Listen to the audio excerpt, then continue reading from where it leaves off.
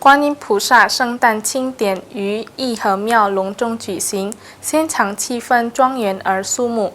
这次活动不仅仅是年度传统，更成为信众灵性提升的重要契机。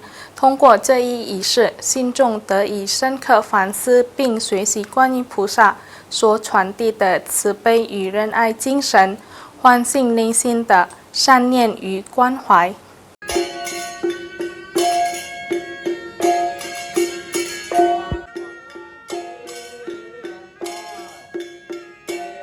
南苏门答腊巨港的三教信众满怀敬意与喜悦，于达朗斯木的义和庙隆重庆祝观音菩萨圣诞纪念日。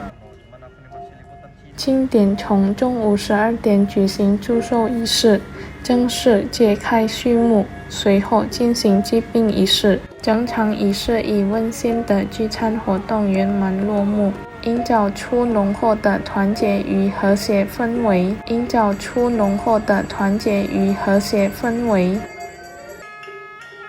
印度尼西亚佛教最高理事会南苏门答腊地方委员会主席展拉胡辛介绍，在义和庙中，观音菩萨被尊为配祀神明，主神者为观地圣君。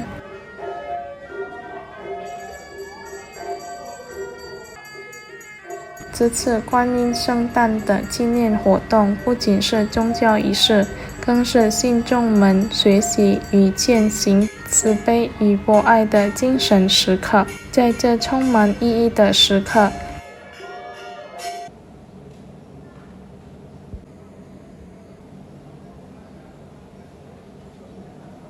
，hari tanggal 19 bulan 6 Imlek. Jadi pada hari ini adalah hari, kalau kita bilang ulang tahunnya Dewi Kuan Im. Ini hari adalah hari kesempurnaan dia. Nah, ada 3 kali kan ini hari-hari kesempurnaan. Ritualnya dari kapan? Jadi sebenarnya di seluruh kota Palembang ini kelenteng-kelenteng itu banyak ada Dewi Kuan Im. Jadi semua kelenteng itu pada merayakan.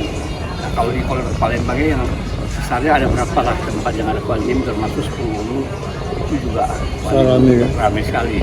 Kalau kami ini di Jihab View ada Kuan Im juga, artinya dewa utamanya adalah Kuan Tekong.